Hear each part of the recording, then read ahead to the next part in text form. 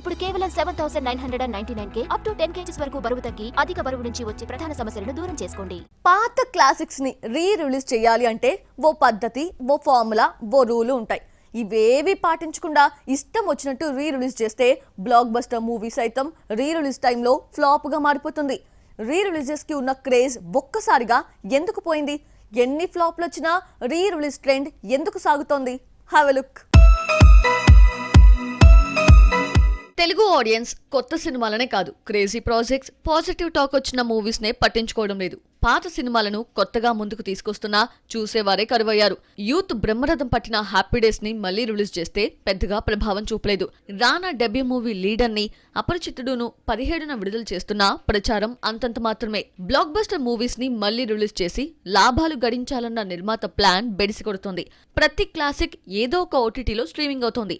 చాలా movies YouTube లో ఉన్నవే. అయితే పాత క్లాసిక్స్ ని థియేటర్స్ లోనే చూడాలన్న ఈ జనరేషన్ కి రిలీజ్ ఓ వరం. కాకపోతే ఈ అవకాశాన్ని దుర్వినియోగం చేస్తున్నారు. ఎప్పుడో ఒకసారి అకేషనల్ గా రిలీజ్ చేస్తే చూస్తారు. నెల కూడా తిరగకుండా వస్తే ఫ్యాన్స్ కూడా చూడడం లేదు.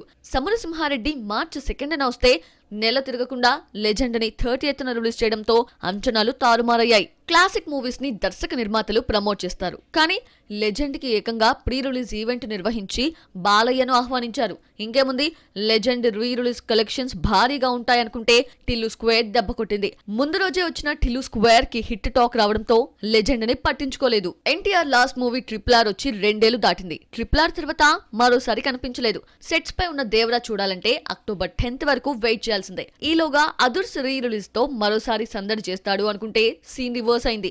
అదుర్స్ రిలీజ్ కి సరైన ప్రమోషన్ లేకపోవడంతో వచ్చిన సంగతే చాలా మందికి తెలియలేదు. 1-2 ఏరియాల్లో తప్ప జనాలు కనిపించలేదు. కలెక్షన్స్ బాగా తక్కువ ఉండడంతో ఎంతొచ్చిందో కూడా చెప్పలేదు. దీంతో ఎన్టీఆర్ కి క్రేజ్ తగ్గిందంటూ యాంటీ ఫ్యాన్స్ ప్రచారం చేశారు.